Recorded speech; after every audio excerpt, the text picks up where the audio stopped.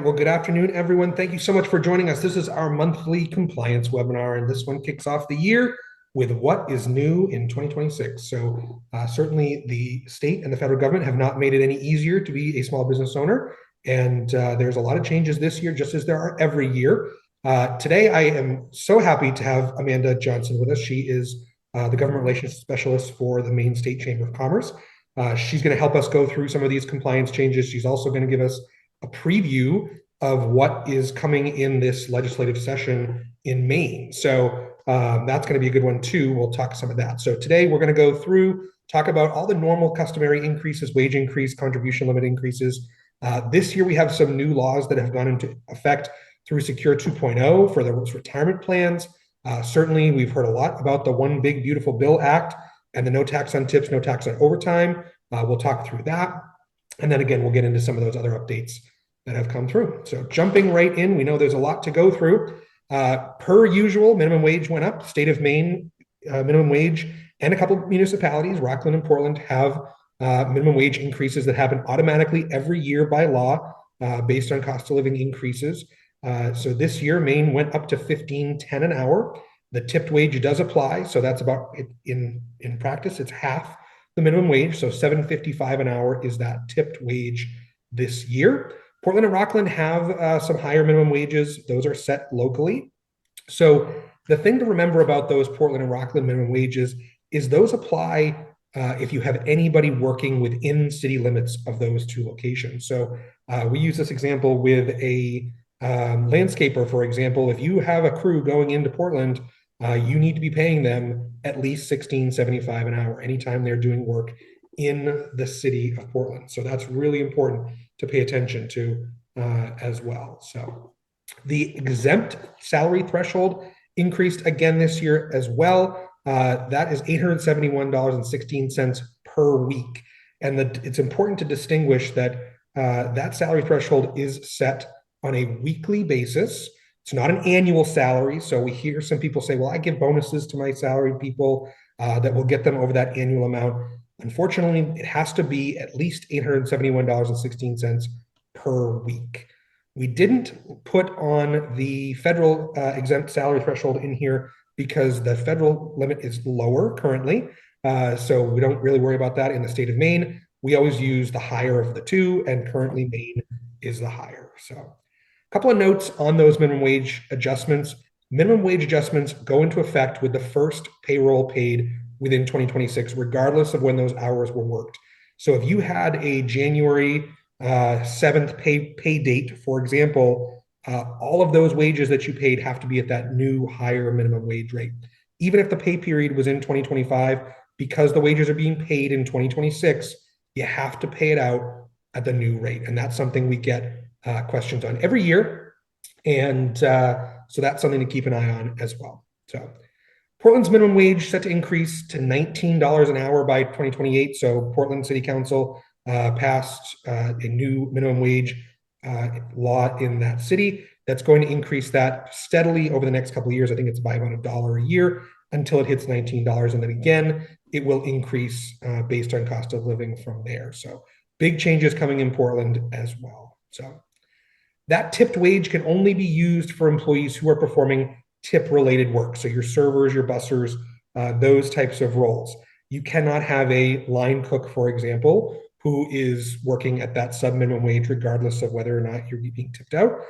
There is a lot of compliance around those kitchen tips and service charges and things like that. I'm not going to get into that, but certainly if you have questions, we'll be open to answering those either later or offline. There's a lot of questions and a lot of changes coming in that area as well. So always remember, if you're using that tipped wage, they have to earn the full minimum wage when you add the tips and the hourly wage together. So if for some reason they leave early, they don't earn a lot of tips, it's a slow night, something like that, you as the employer are responsible for always making up that wage to get them to full minimum wage. So to be considered an exempt employee and paid the salary, we not only have to hit that salary threshold, we also have to meet those EAP exemptions, and that's executive, administrative, and professional exemptions. And what does that mean?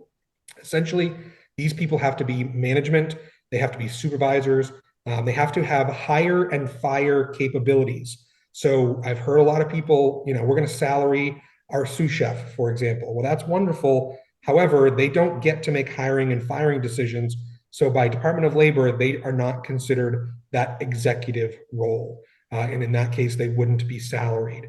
So we have a question in the chat about part-time salaried folks. And under the definition of the law, part-time folks really shouldn't be salaried. They really should be hourly because generally speaking, they're not in these executive, administrative, or professional roles. Now, again, when you talk about professionals, that's typically your doctors, your lawyers, salespeople, those types of professional roles. And again, when we talk about administrative, they have to have discretion and independent judgment to make decisions. So if they are checking the boxes, following a checklist, not necessarily making their own decisions, they're not, making a yes/no decision on how to do something, for example, that wouldn't be that administrative exemption either. So got to really look at these when you look at that. They have to hit that salary threshold and they have to hit these EAP exemptions to make sure that they are going to be exempt from overtime or salaried in that way. So keep that in mind as you're setting up your salary people. This year, we've got retirement limit increases. So retirement limit increases have changed a little bit as part of Secure 2.0. So the age bands have changed, as you see here. We used to have a catch-up contribution that was allowed to be made over 50 years old. Last year, the Secure 2.0 phase-in allowed for an additional catch-up period for those aged 60 to 63. And those are with the years for which you turn 60 or 63. So in those 62, 63, excuse me. So, when the year you turn 50, you can use the new catch-up limit. The year you turn 60, you can use that. And when you turn 64, the year you turn 64, you've got to go back to that original limit. Why Congress wrote this law this way, why Department of Labor sanctioned this, I have not a clue. But this is the way the new Secure 2.0 Act has written these contribution limits this year and going forward. So there's also a change to the simple IRA. You'll see we have two categories now. The contribution limits are different for those of you that have under 25 employees and those of you who have 26 to 100 employees, okay? Remember, a simple IRA, you can only have a max number of 100 employees in your company to use a simple IRA. So that's why it's capped at that. But essentially, we call it that small business simple IRA now has higher contribution limits. So you can see those here as well, 18,100 versus that larger business of 17,000, and of course the catch-up supply as well. So keep that in mind.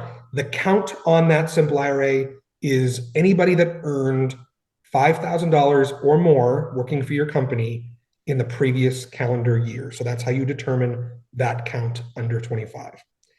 I will put a little caveat in here. There is a way for businesses to over 25 employees to get those higher contribution limits, but you have to provide a higher match or provide a safe harbor contribution to that simple IRA. So it's going to cost you a little more, but you potentially could use those higher limits under the Secure 2.0. So lots of loopholes, lots of rules, lots of changes in Secure 2.0.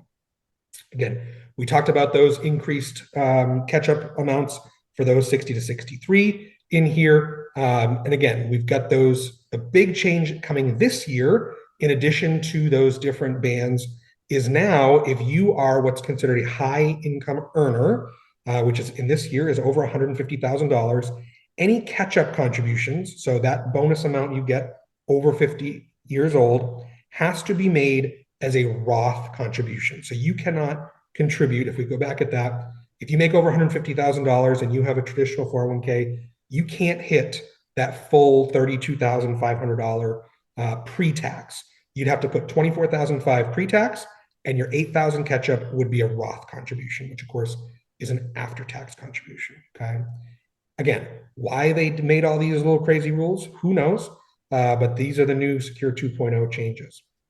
We did talk about that simple IRA for those of you that are under 25 employees.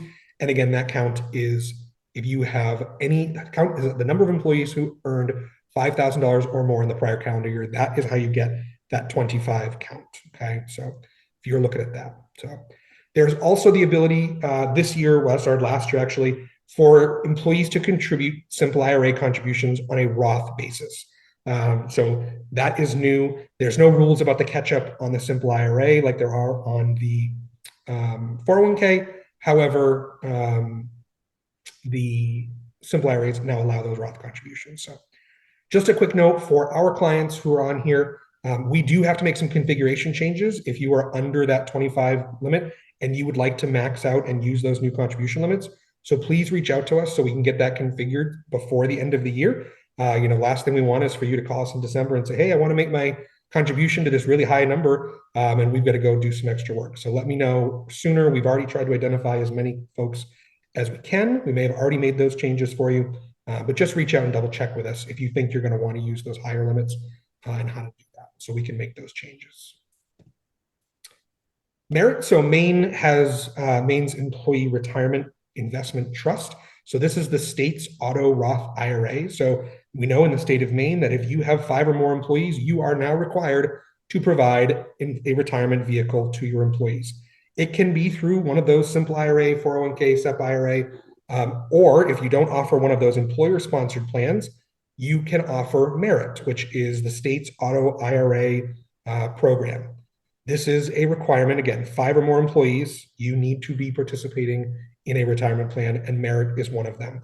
Uses traditional IRA contribution limits. This year went to $7,500 with a catch-up of $1,100 extra over 50. Keep in mind, if you are contributing to Merit, again, IRS rules, Roth IRA contributions cannot be made if you earn over $168,000. So I think it's very uncommon for clients or businesses that have these high wage earners to be participating in Merit, but just in case, that's certainly something that you want to keep track of as well. The other caveats with this, unless employees opt out, they will automatically be enrolled in Merit. Further, it will automatically increase 1% every year unless they opt out or make changes. So that program is an auto escalation, does allow for people to continue to grow. It goes up to about 10% in that auto escalation every year. So I know we just did one this morning. People, clients got that opening, first email of the year saying, hey, these guys auto escalated. We need to update their deduction. So that is a real thing. So.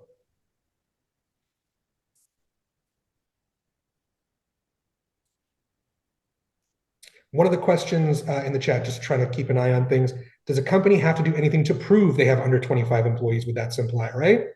The quick answer to that is no.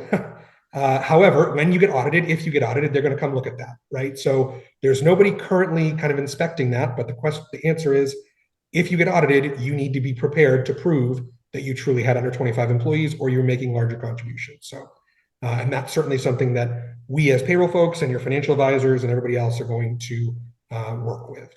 The other question is, are simple IRAs really that simple? The quick answer is they used to be. They're getting now more complicated. So certainly talk to your financial advisor about what the right program might be for you. And do simple IRA calculations include seasonal workers? And the answer to that is yes. Any employee over $5,000 has to be included in that count. All right, other benefit limits coming through here. These are, again, IRS makes adjustments to all of the contribution limits for these health savings accounts, the flexible spending accounts, Section 127 plans. So we know those health savings accounts are great vehicles. We're seeing those being used tremendously, particularly with those high deductible plans. Those limits keep creeping up, especially if you're a family or over 55. Those FSA accounts, the flexible spending accounts for health, it inched up a little bit. But the nice thing is this year, part of the One Big Beautiful Bill Act is that dependent care contribution jumped significantly. So now you can put up to $7,500 a year away pre-tax to pay for dependent care. That's things like daycare. That is things like summer day camp, anything, even in elder care in certain situations. If you're caring for an elderly parent, you can put money into a flexible spending account pre-tax for those purposes. Something we've seen a lot of the last couple of years is these Section 127 plans. These are student loan reimbursement plans where essentially you as an employer can put in $52.50 a year or pay, an employee $52.50 a year towards their student loan reimbursement, student loan payments. That's a nice benefit. We know certainly A lot of folks are carrying a lot of student loan debt. Everyone's looking for different ways to attract, folks. Those 127 plans have become more and more popular. So mileage rates, these are always the last thing to be updated. I feel like this year they get updated on December 28th, I think was when the IRS announced these. Standard business mileage reimbursement went to 72.5 cents per mile. Medical, moving, charitable, all set in there as well. Certainly those are, standard reimbursement rates. The IRS rate is really designed to be all inclusive. So if you are doing mileage for business purposes, that 72.5 cents a mile is supposed to cover your fuel, your maintenance, your insurance, depreciation, registration. So those are not individual reimbursable items necessarily. The IRS really wants you to use this mileage rate and reimburse folks at that rate. So, and certainly record keeping is important for this as well. So make sure whatever your expense reimbursement process is, you have some documentation for it. So, all right, let's dig into no tax on tips, no tax on overtime. So starting in 2025, wages, right? So it's actually starting 2026, which is filing for year 2025. Employees can deduct from their taxes, their income tax, their 1040, up to $12,000 in overtime pay and $25,000 in tipped income. It's important to note that there is a salary threshold on this, okay? So both of these phase out at $150,000 a year or $300,000 for couples. There are no job-specific requirements for the overtime deduction. However, tipped income is specifically allowed only for traditionally tipped jobs. So servers, bellmen, anybody that traditionally, hairdressers, anybody that traditionally receives tipped income, those are the folks that are receiving that. Myself, Amanda, we are not tipped employees. We are not in that occupation code. So we would not be able to claim that deduction. We'll talk in just a second about that a little bit more. So the important thing is two things. This is on your federal income tax only, okay? The state of Maine has specifically said they will not be adopting this section of federal law. That's something the governor and the Congress has said we are not going to do because it's going to cost the state of Maine too much money. So this is only on your federal tax deduction there. And these wages are still subject to Social Security, Medicare, PFML, everything else under the sun's just federal income tax. The other thing to know, we've had a lot of questions about this. Why didn't my taxes go down on my paycheck? Well, what we continue to do is we're tracking this tipped income and the overtime, and we're going to report that on the employees' W-2s. We did that last year as well for 2025. We'll continue to do that going forward. The paycheck doesn't change. We still withhold all the normal taxes, federal income taxes, everything on that. The deduction only comes in when you file your tax return. So when you go to TurboTax or H&R Block or go see your accountant, they will then take this deduction on your 1040, and that's when you'll just get a bigger return. So a couple notes on that tipped income, right? Remember, this is a voluntary tip. Service charges do not apply. So if you are applying auto gratuity, those do not apply. That is not an item under there. And again, we talked about the jobs that that are customarily and regularly receiving tips. And if you go to the Treasury website, if you just no tax on tips, job classifications, there's a Treasury Department has a whole list of them out there. You could take a look at that. You're going to look at the list and you're going to say, yep, that all makes sense. And me, I'm the butcher. That doesn't make sense, right? So certainly those are things to apply as well. The big caveat with overtime wages, and this is the most confusing part for people, the overtime deduction only qualifies on what is called the overtime premium. So the best way that I can describe this is if you earn $20 an hour and you have overtime and you're paid $30 an hour, that deductible amount is only on the premium, which is the difference, or the $10 an hour. Okay, so this has been really confusing to explain to folks. We did an attachment to W-2s this year to try to explain that because people say, well, my overtime, I earned $500 in overtime. Well, no, really, you got to divide that by 3. So you didn't really earn that. You only had, $166 in overtime premium. And that is the amount that you get to deduct. So really confusing with that, but it is just the difference between the regular rate and the overtime rate. We talked about reporting and tracking. So for our clients, we are already reporting and tracking these. You may have noticed if you're one of our clients on your payroll reports that you're seeing what's called the FLSA overtime premium memo calculation. We've had a lot of questions about that. That is tracking just that premium, that $10 an hour difference that we talked about. And that is not showing up on the pay stubs, okay? That's only showing up on the employer reports every pay period, but that's there as well. There is a potential that that might need to be configured and cleaned up a little bit. So if you're looking at that and the calculation doesn't look right, please let us know so we can fix that and recalculate that. We've been reviewing those on all of our clients, but we haven't gotten through everybody yet. So if you see something, say something. We're happy to explain how that works. And again, it's just calculating that premium. So for last year's W-2s, for the 2025 W-2s, this law was a little bit unique in that it went into effect immediately when it was passed. So 2025 was the first year that these deductions were allowed. The IRS didn't really have a lot of time to make adjustments to the W-2s.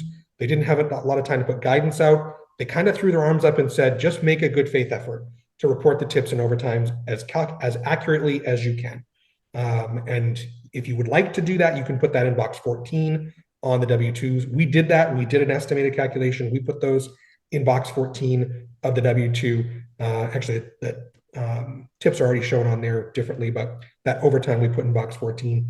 Again, make a good faith effort. This year, IRS, I don't think you're going to see a lot of penalties, a lot of investigation into these amounts unless it's egregious. But certainly, last year was a good faith effort. What we are expecting going forward for the next 3 years is there are going to be some new codes that we have to put in the W-2. So box 12 is going to have 2 new codes. One is the total amount of qualified overtime compensation, which again, that is the premium amount only. That's going to go in code TT, box 12. And that's the amount that you're seeing on those reports, that FLSA OT amount. Similarly, we're going to have to report the tips in code TP. That will show up under there as well. And then we have to put that tipped occupation code in there as well. So remember, we have to say whether you're a server or you're a busser or you're a hairdresser or whatever other role that is allowed to be tipped, we have to put that in your W-2 as well. So those will be changes you'll see on the W-2s this year that should be as accurate as possible, of course. And we want to make sure that those are updated. So IRS has not made any changes to the W-4. Remember, the W-4 form is what employees use to choose their deductions. We saw the IRS redo the W-4 a few years ago and include things like the child tax care credit on there. They have not released a new W-4. I'm not sure if they will or not. Essentially, what's probably going to happen is people are just going to get really big refunds, come April when they file. So certainly that's a big benefit. I don't expect, essentially people are going to be overpaying throughout the year and get a big refund. Certainly employees are welcome to screw around with their W-4 if they'd like. I would advise against that.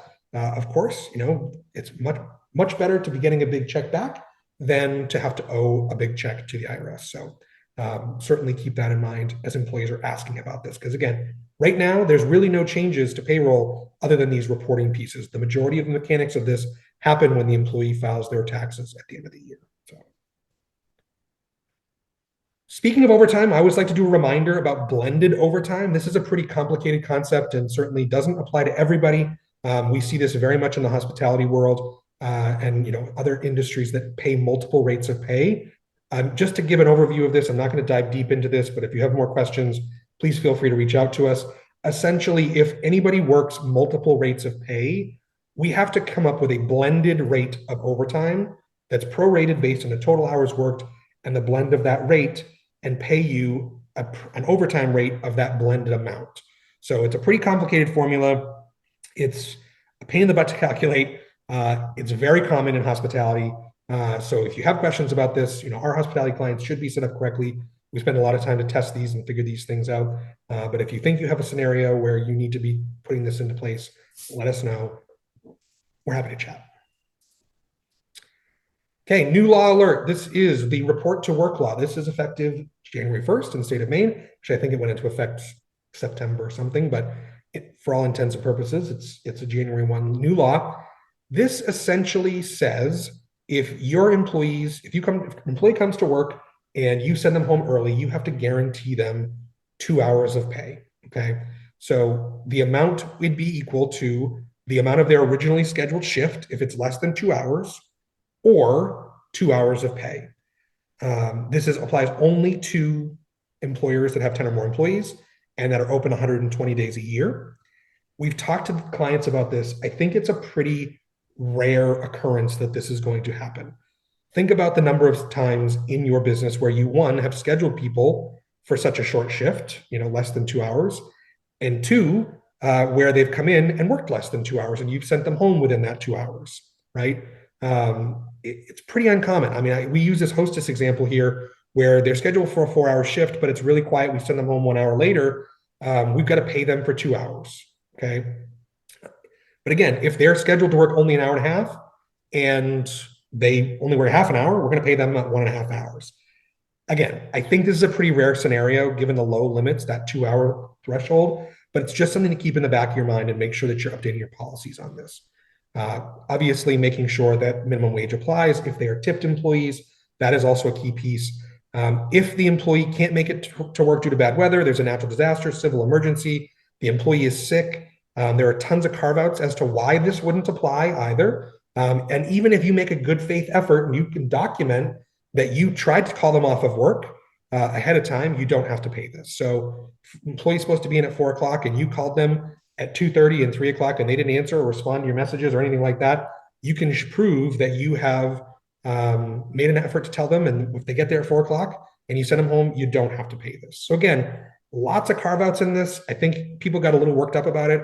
In practicality, I don't see it happening an awful lot.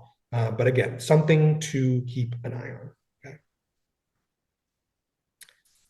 Earned paid leave. So there were a couple of updates to earned paid leave this year. Last year, the legislature, we certainly know every employer with 10 or more employees has to offer earned paid leave to employees. All classes of employees, all employees, seasonal, full-time, anything like that, they must be allowed to earn 1 hour for every 40 hours worked, up to a maximum of 40 hours a year.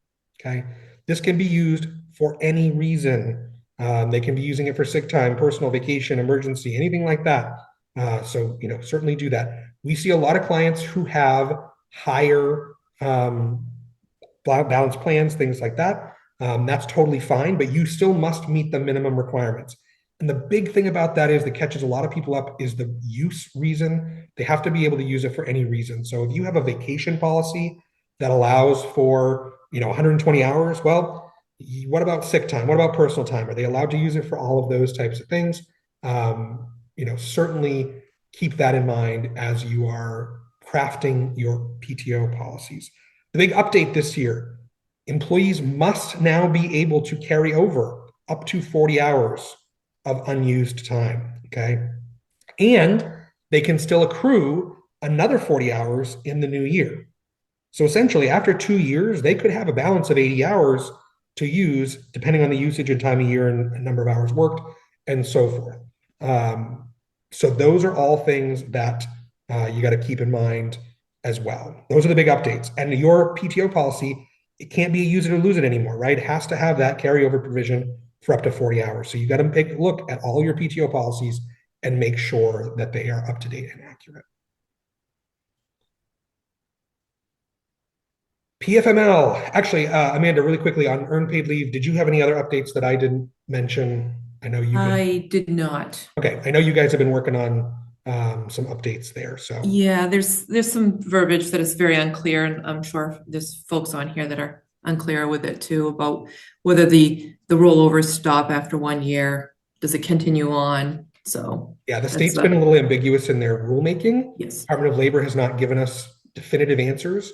And again, this also went into effect in September. And we still don't have answers from the state. They're being a little dodgy about it. And I know Amanda's team in particular has worked really hard to try to get those answers, but to no avail. So, keep an eye on that. And certainly we'll push things out as we hear them. So PFML, we know that was our big law that went into effect in 2026.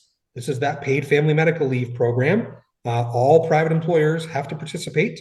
And essentially, it's a 0.5% payroll tax that employees pay under 15 employee companies.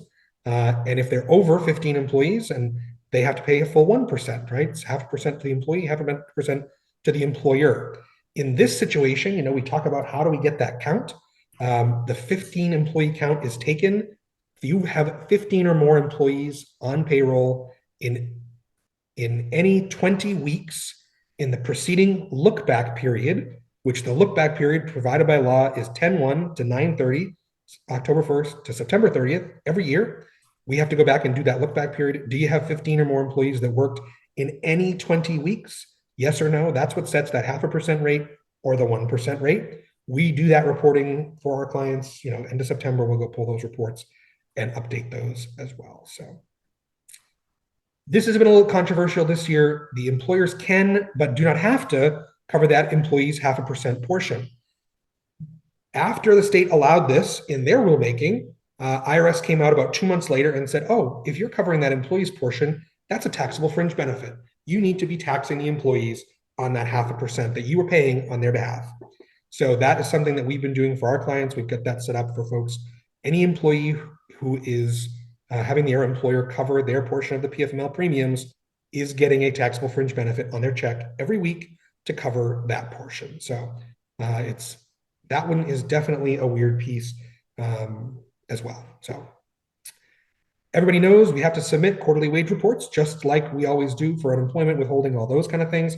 We do that for our clients. The state has been very active in sending out notices via their portal, which you all signed up on, saying your PFML thing is due. And that's early in the month, and we usually wait till later in the month. We are filing those. If you've gotten those notices, we are filing those for you. Just ignore them. Do not worry about them, filing them and paying them. Starting May 2026, so we've all been paying into this program for the last year. Starting in May of this year, and actually, I don't know, Amanda, I missed the PFML. The authority meeting today. Authority meeting this morning. Did they agree that May is the date?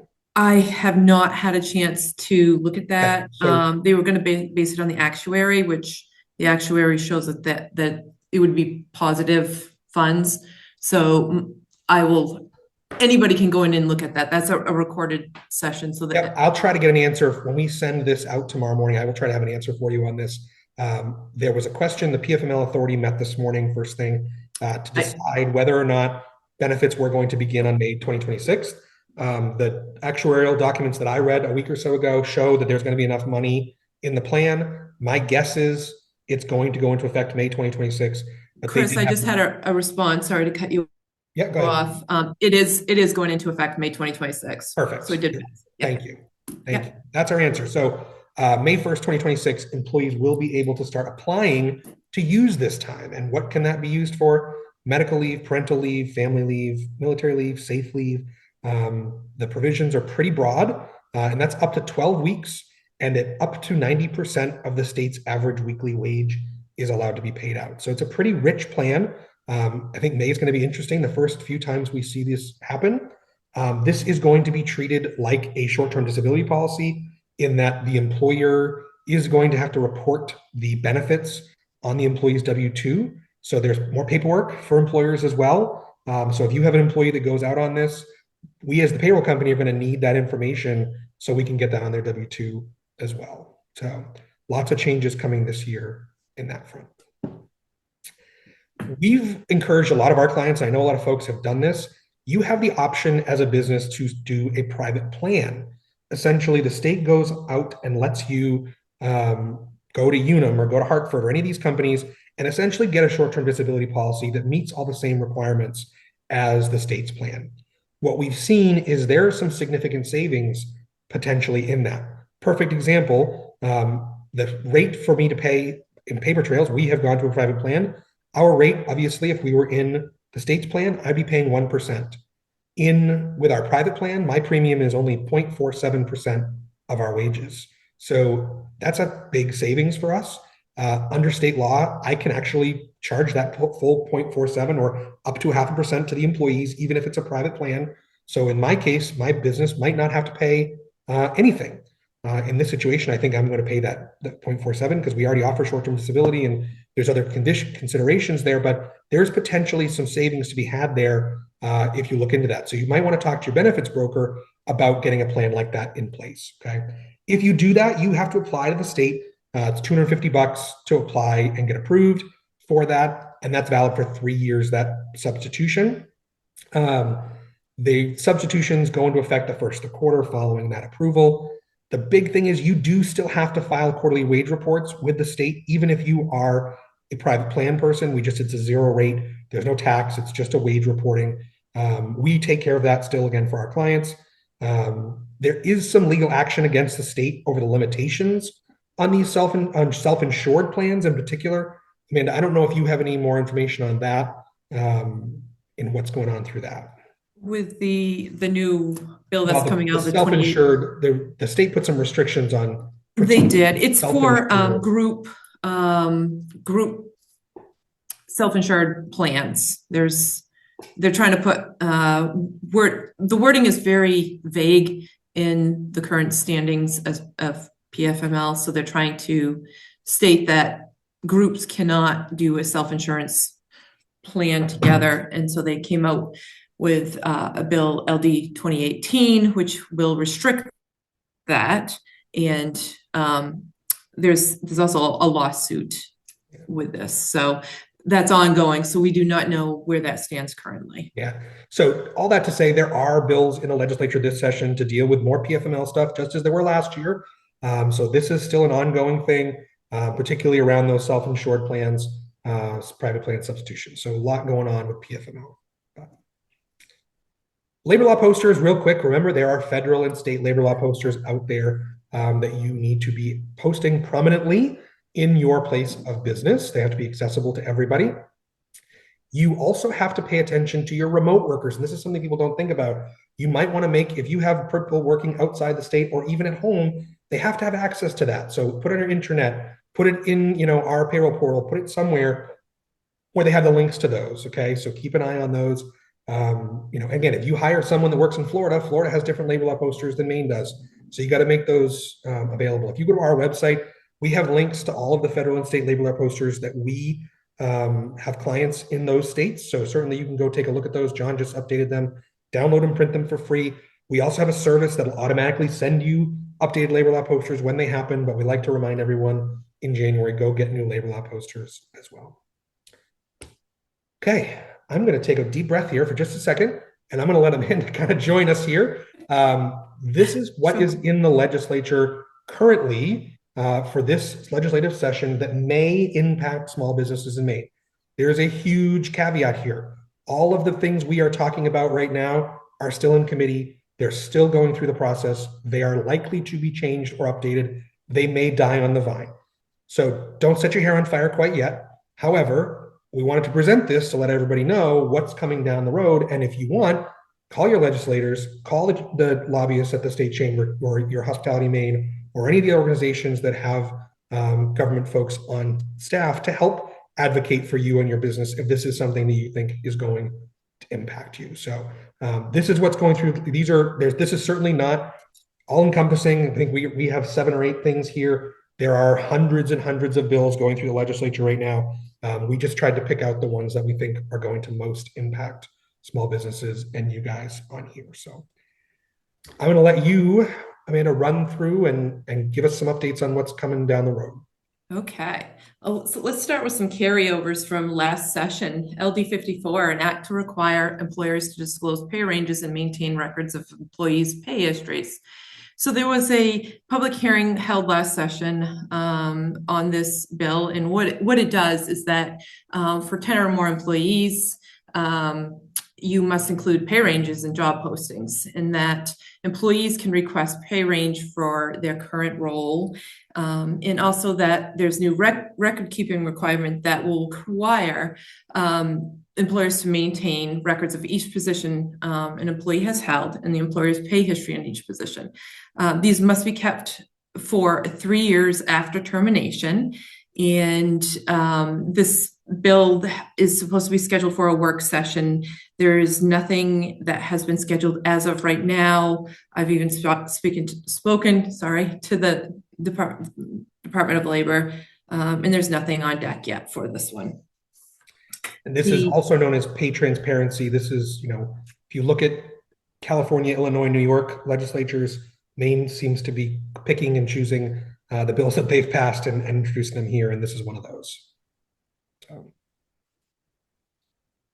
next up, Oh, yeah. The next carryover bill was LD 60, an act to allow employees to request flexible work schedules.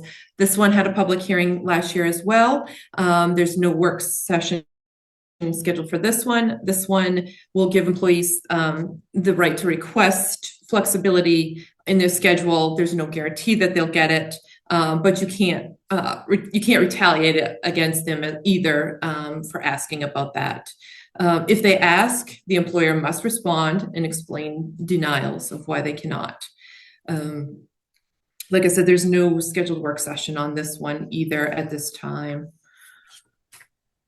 okay. That one. LD 599 is an act to raise the salary threshold for overtime pay. We've seen this before come up in legislation to raise they want to raise it to 58,656 annually for the salary benchmark in Maine. And essentially, today we're at about 45,300. That would be a big jump in that salary threshold. And again, this one's been around for the last few years, so who knows where it'll go. Correct. And there's no work session scheduled, but we'll see where that one goes. LD 1865, pilot project to encourage businesses to adopt a 4-day work week. This one has been had the work session. It was on January 6th. It was tabled. There's concerns around the tax credit. They're talking about making it more of a grant program versus a tax credit program. So I watched the session, and that's where it stands. It's gonna be tabled for now to see where they go with that. The question around it is they want to make it basically a 32-hour work week with the same pay, is what I gathered from what they were trying to do. More to come on that. The next one is LD 61. This was a carryover, but it went to the governor. She did not sign, but it did go through. So an act to regulate employer surveillance to protect workers. You have to give advance notice to employees before you can electronically monitor them, including computer, phone, or system monitoring. You can also, job candidates must be informed during the interview process if surveillance is used. There's clear limits on where monitoring can happen. In enforcement and legal risk, employees would have to private right of action, meaning they could seek injunctions, penalties, and attorney's fees if the law is violated. The Maine Department of Labor will issue rules to clarify compliance. Yeah, so this one is, I think, a little more broad than people might understand. Even internally here, we have individual firewalls on every one of our employees' computers that's tracking internet traffic, large downloads, big print jobs. Most of it's information security driven. We're not out there watching what our employees are doing for work, but that qualifies under this as monitoring their system. And we have actually updated our handbook, and any new hires that we make job offers to, it's noted clearly on our job offers that we are using this technology for information security purposes. We're not micromanaging, but that does follow under this law as well. Even think things like you are recording and using AI to transcribe meetings or webinars or anything like that, that also falls under this. So I think it's just safe to put a disclosure in your handbook, in your job offers that speaks to this. Better safe than sorry. So, all right, criminal history. LD 1911, an act to automatically seal criminal history record information for certain crimes. There was a work session on this last week. It was determined that there's going to be another work session. There was no solution to it. There was questions revolved around licensing for medical providers with sealing certain criminal records. They did amend it a little bit. They've gotten away from the Class A crimes more so, and they've focused on specifically giving the years of the eligible crimes. So they have limited it somewhat to certain crimes, but there's still questions about sealing criminal records and how that's all going to affect the licensures of different professionals. And there's, yeah, so there would, I don't think there's anything right now, but as we learn more in the work session next. LD 1993, an act to increase an annual cap on funds assessed for the safety education and training fund. This is, some people might know this as Safety Works. And what it does is it puts it goes from 1% to 2% for the training fund. So the total workers' compensation benefit will be paid. This will go to your workers' comp providers, or if you're self-insured, the increase would come from you as well. There's some impact from employers for this.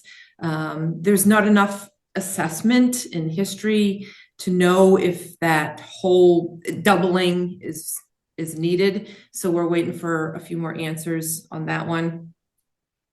And this fund would be used for workplace safety education, training programs, injury prevention, initiatives aimed at reducing claims and improving workplace safety statewide.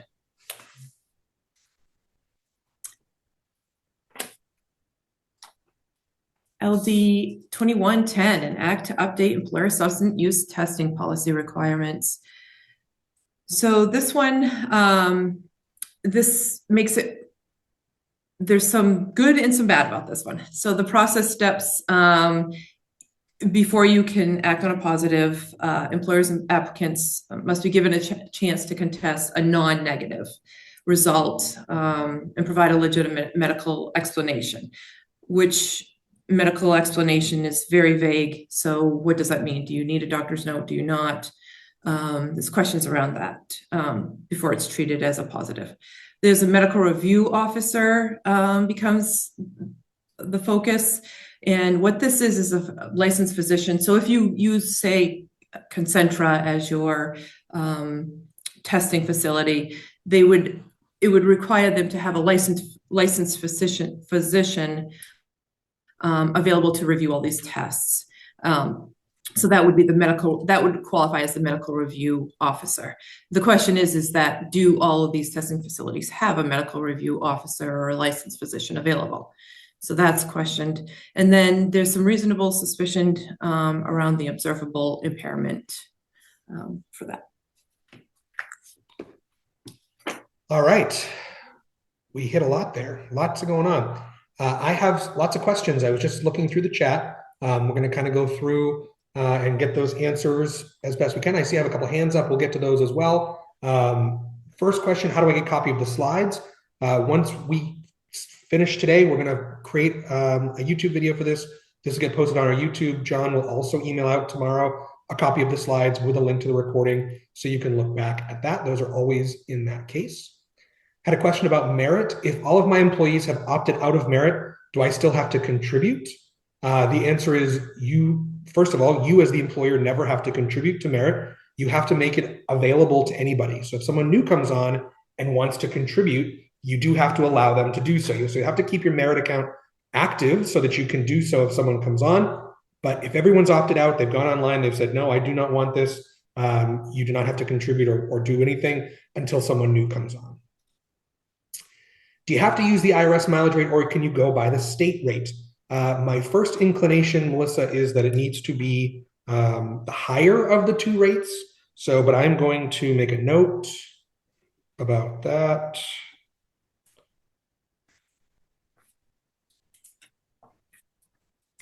And I will follow up on that for you.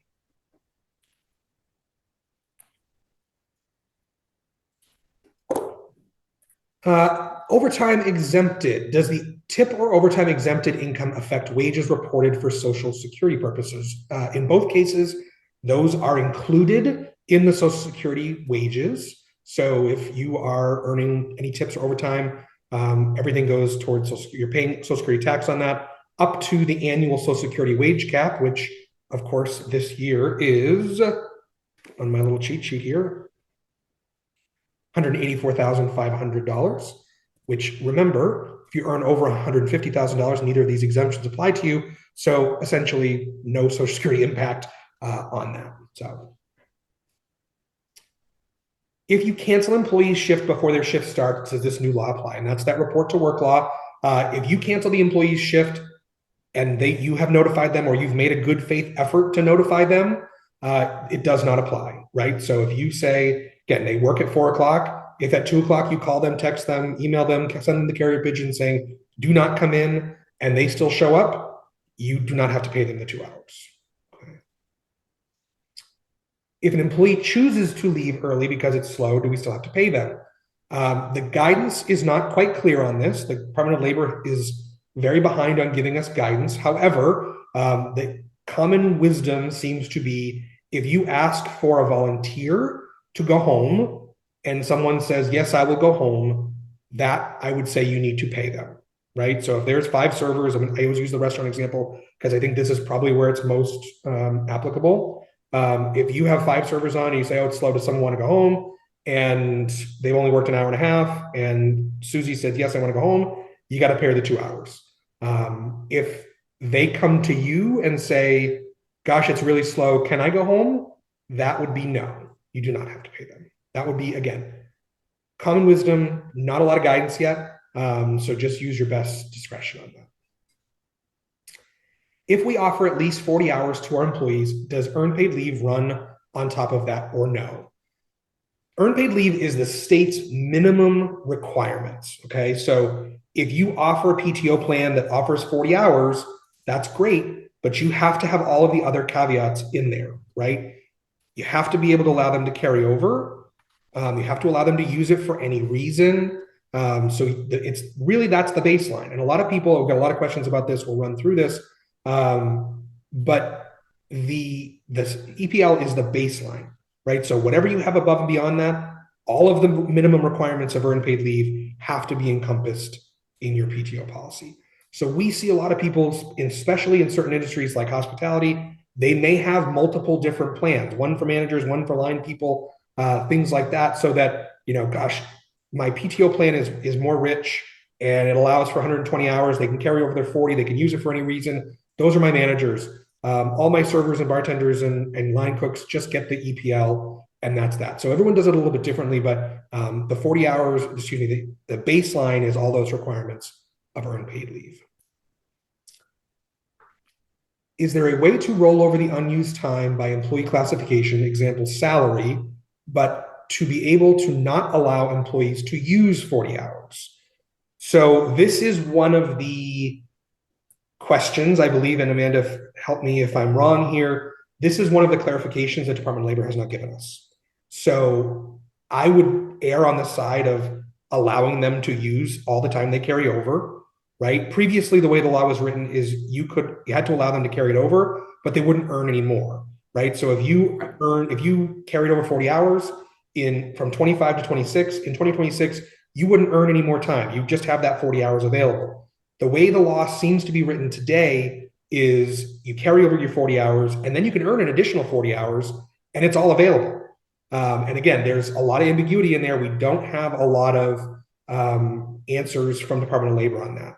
So Correct. Yes. It's definitely a really gray area. Again, my inclination is to be more generous with that than not. Another question, does this mean we can no longer pay out PTO at the end of the year at our discretion? Again, this also I don't believe we have any guidance on from Department of Labor. However, I would say, yes, you can pay it out, but they have to be able to allow it the next year. Essentially, the benefit is the same, right? If they're using it or getting paid for it. But I would just make sure that your policy is very clear on this, right? On December 31st, we pay out what you have. We do not carry it over. Again, they are getting that additional benefit. I have not looked at the previous guidance recently. There was previously a provision where you could pay that out, but you didn't have to. So I do believe you can pay it out, zero it out. But again, you can't just make it go away December 31st, for example. Did earned paid leave start in 2025? Would there be carryover from 2025 to 2026? Earned paid leave actually started in 2022, I believe. So it's been around a few years. So anybody that has more than 10 employees needs to have the offering earned paid leave to their employees. And yes, if they worked in 2025, there in theory would be carryover from 2025 to 2026. And they didn't use it all. Do all PTO policies need to allow for 40 hours of rollover? Not all, you just have to have a provision somewhere. So we've seen some people that have earned paid leave as a very specific policy, and then they'll have a separate policy that allows for more, right? But if you just have one PTO policy, yes, you would need to have a provision where they could carry over up to 40 hours of PTO. So if my PTO policy is everyone gets 120 hours, they can use it for any reason. I would have to say, if you don't use all 120 hours, you can carry over up to 40. So that carryover does need to be essentially in a generic PTO policy if that's all you have. Do the 40-hour carryovers apply to all size companies? Earned paid leave only applies to employers with 10 or more Maine employees. And I'm specifically saying that, Tracy, because I know you don't have that many employees. So 10 or more Maine employees, okay? If you have an ETO policy that exceeds the state's requirements, do you still have to offer and track Maine earned paid leave? So again, you do not have to have a separate policy, but that earned time off, that ETO policy has to have all of those minimum requirements in it, okay? So it has to have the reasons they can take time off, when they can ask for time off, carryover, all those things must be in your ETO policy. You do not have to have a separate policy, but you can. Must the employer pay for unused earned paid leave if the employee leaves? The answer to that is that's up to you and your policy. So under the law, you can pay it out if they leave, but you don't have to. The caveat is if you do not pay it out, you have to leave that balance. If someone leaves and they have 30 hours on the books, right? This is particularly important for seasonal folks. I'm working in a garden center. We close October 15th. I have 30 hours on the books. If you return to work for that same employer within 12 months' time, the balance begins at whatever their previous balance was. So in that example, garden center, close October 15th, I have 30 hours. Well, I go away for the winter, I come back April 1st, I start with 30 hours, okay? So, and essentially that would be your up to 30-hour carryover, that would be within the up to 40-hour carryover, in which case they'd be allowed to earn an additional 40 hours potentially. So in that situation, they might have up to 70 hours in that second year. So this is for 10 or more employees. I'm assuming this is earned paid leave. Yes, earned paid leave applies to businesses with 10 or more Maine employees, okay? And caveat, if you have employees in other states do have similar mandatory sick pay policies. Massachusetts does, for example. So always remember, if you have remote employees, to keep an eye on that. We have designated PTO 80 hours to 200 hours depending on longevity and designated sick time. Right now, PTO cannot be rolled over, but sick can. Is this practice in compliance? I would really have to read your policy where you have the caveat to this is you have a designated sick time that can be rolled over. My first inclination is to say no, it's not, because earned paid leave has to be available to be used for any reason. So you're essentially saying the carryover only applies to sick. I would say no. So certainly take a look at that and let us know. So, and on this slide here, we have an HR team that's ready and happy to help with any of these questions and answers as well. So yes, we've determined May 1st is the day PFML is going to go live. And there's a couple of questions about logistics and when can they apply for the PFML. Now I believe that the authority met this morning and have determined this is going to start May 1st. They are going to start rolling out the ability for employees to start applying, I believe, within the next couple of months. I don't have any specifics on that, but I know that they are working towards that. So certainly keep an eye out if you have folks that are looking to apply. This will be administered, I believe it was by AFLAC. They put a bid out, and AFLAC's going to administer this for the state. My inclination is it's going to be through the state's website. There will be an employee portion, employer portion that needs to be done anytime someone applies. Do employees having 12 weeks of paid leave only? Oh, does the employee having 12 weeks of paid leave apply to only those with 15 or more employees? So essentially, if my business has 5 employees, can they apply for PFML? And the answer is yes. Any employee is allowed, of any size business, can apply for paid family leave once it goes live on May 1st. Again, any info on how we're going to execute this, no specifics, but keep an eye on the state website. Those should be coming within the next couple of months. What happens to businesses with existing paid leave policies or things like, I'm assuming maternity leave, paternity leave, parental leave, those types of things? Seems like it makes sense to just not offer that anymore.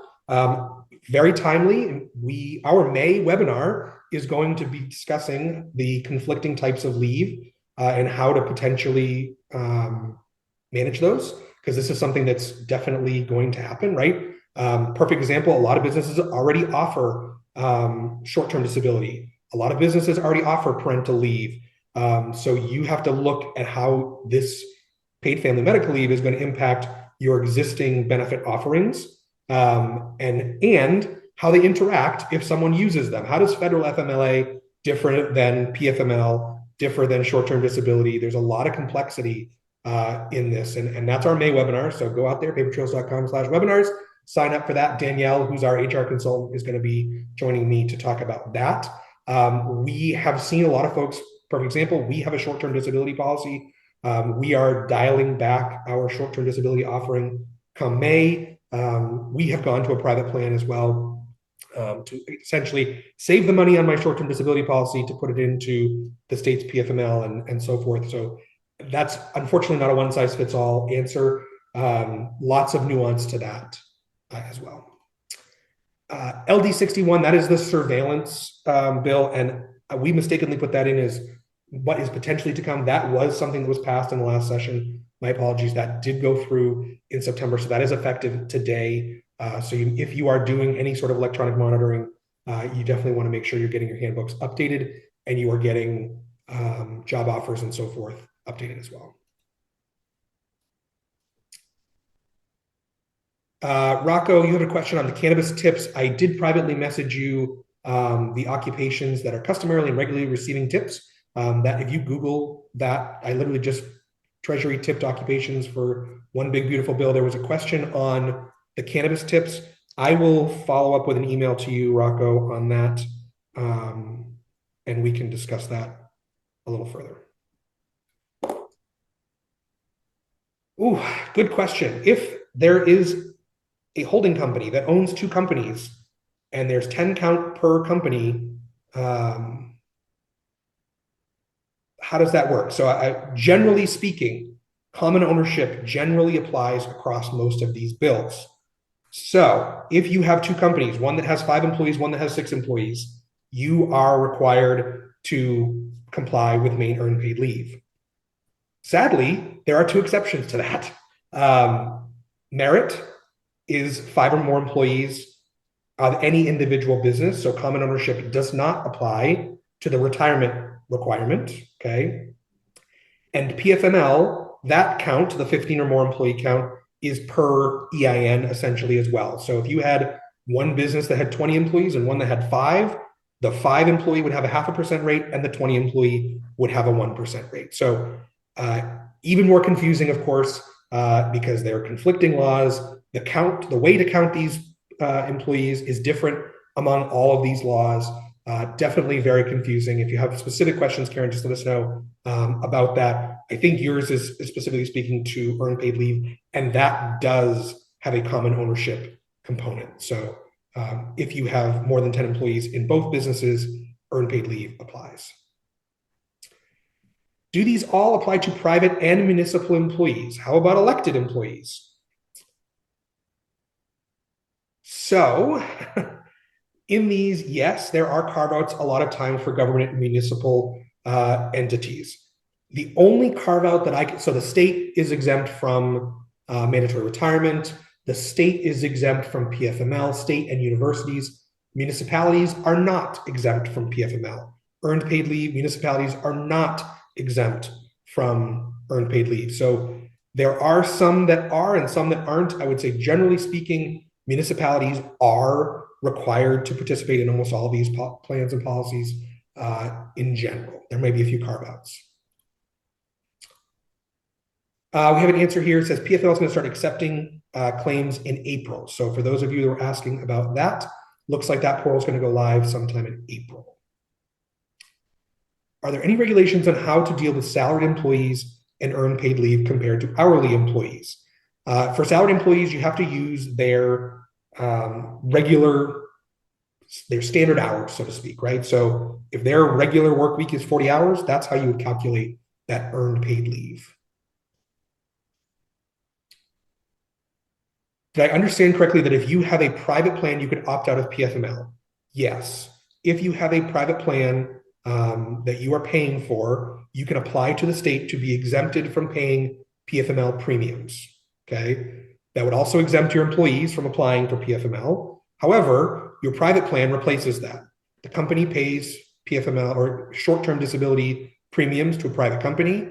And if the employee goes out on leave for, again, any of those reasons in the PFML, they have to be allowed to use that for the same purpose. So when you say opt out, the opt out is really you're paying a private company instead of the state. That's what you're choosing to do there. And we have seen some significant savings for some businesses. I will tell you, logistically, going to a private plan is not going to work well for a business that has a lot of turnover, because you essentially, as the employer, are offering another benefit. When employees come and go, you have to log into the Unum website, for example, and report that they have left or come back or have been hired, right? So the reporting burden is higher on that. And in a lot of those industries, we've seen some restaurants get quotes on those private plans. The savings for restaurants, hospitality is not as significant as it is for someone in professional services, because the insurance companies aren't stupid. They're expecting those hospitality businesses to use this more often than another business. So it's certainly business by business. If it's something you think is going to help you, certainly look at it. It's not going to hurt to talk to your benefits broker and say, hey, can we quote a PFML private plan? Not going to hurt to do that. So going back to earned paid leave, if an employee leaves and gets terminated, we do not need to pay out their earned paid leave. We have less than 10 employees. So you have less than 10 employees. Earned paid leave does not apply to you in any sense or fashion, okay? So you don't have to worry about carryover. You don't have to worry about payout. Generally speaking, HR, you need to have that documented. If you're offering any paid time off, you should be documenting how you're going to handle that. Because if Susie leaves and you pay her out, but Bobby leaves and you don't pay him out, that's opening you up to issues. So you need to have a good plan and a good policy if you're offering any paid time off. However, because you have under 10 employees, earned paid leave does not apply. Please comment on accounting requirements to record as a current liability for accrued time off, and will clarity required under new Maine regulation. So I will first caveat this. I am not a CPA. However, I can tell you larger businesses are generally accounting for outstanding time at the end of the year, and they're putting that on their balance sheet as an outstanding liability. Some people are doing it more often. They're doing weekly, monthly, or just once a year, right? We do have the ability to provide on our reporting for accrual tracking what that quote unquote outstanding liability is. In terms of how that's going to work in your business, really that's outside of any regulation. That's your accounting internally. The state issues no guidance, or there's nothing in the law that requires you to do that. That is strictly your internal accounting, and there's no regulation on that. Are there any executive carve-outs for earned paid leave, or is it absolutely mandatory for all employees? All employees who are on payroll must be allowed to earn up to 40 hours. So in practicality, you're asking, is a business owner going to ever use that? No. When Department of Labor comes in, are they going to be saying the business owner didn't earn 40 hours and therefore you're out of violation? I don't know the answer to that question, but I'm going to guess no. I don't think they're going to worry about that. You can say, yep, they had 40 hours available, they used it. We just didn't track it, right? That's generally speaking not where the concern is. So, okay. That's it. Look at that, 43 questions we could answer. I think that's a record for us. I don't see any hands up. Any last questions? While we're waiting for any final ones, we do, as you all know, we provide a ton of resources. We've just kind of created this new Maine Employers Almanac. This talks about all this stuff we just talked about, right? Anything that applies to Maine employers is in there. So go to papertrails.com/almanac, download that, take a look at that. A lot of the stuff we talked about in there, a lot of about today is in there. We have an HR consulting team. If you have questions or need to get your stuff together in terms of your policies and so forth, we're happy to help with that. Certainly reach out to us. Our next webinar is guarding your payroll from fraud and just your business in general. We're going to talk about some of that stuff. We'll have some guests on that as well to talk about the different fraud happening across small businesses. We have seen a lot of fraud in the last 18 months or so through payroll. It is very real. We have had clients that have experienced some sort of fraud in their business. There are a lot of bad actors out there in the world exploiting very weak technology infrastructures, particularly in small businesses. Small businesses are an easy target. So we're going to talk about that. So sign up for that. I also, we have the full webinar list on there. Like I said, May, we're going to talk about the interactions between those different leave policies and plans and so forth. So that might be something that's interesting. One final question: can salary employees with unlimited PTO be considered satisfied with the earned paid leave requirements? My inclination to that is yes. At Paper Trails, we offer unlimited PTO. Not to my part-time folks. We do have earned paid leave set up for them, but I consider our policy to be compliant with an unlimited PTO policy. So if you're doing that, yes. Lastly, questions. Feel free to reach out to us, your payroll processor, our team. We're always happy to answer any questions you might have on this stuff. I have a few follow-ups for clients that I know I owe you. Amanda and her team are always available to answer any questions. They do a ton of work on all the legislative stuff that we talked about. They are our advocates out there. The Maine Chamber is a really great organization to be a part of. If you are not already, it's really great. We really enjoy our time working with them and learning and helping them craft the message and the response to the legislature as these bills are going through. So they're a great team as well. And certainly Amanda's email is there as well. Amanda, did I forget anything? You did not. Thank you. Okay. Thank you for that. Thank you so much for joining us. I think we covered a ton. This is definitely a lot of good information, and I hope everyone had a great time. So thank you so much for joining us, and we'll see you next month. Thank you.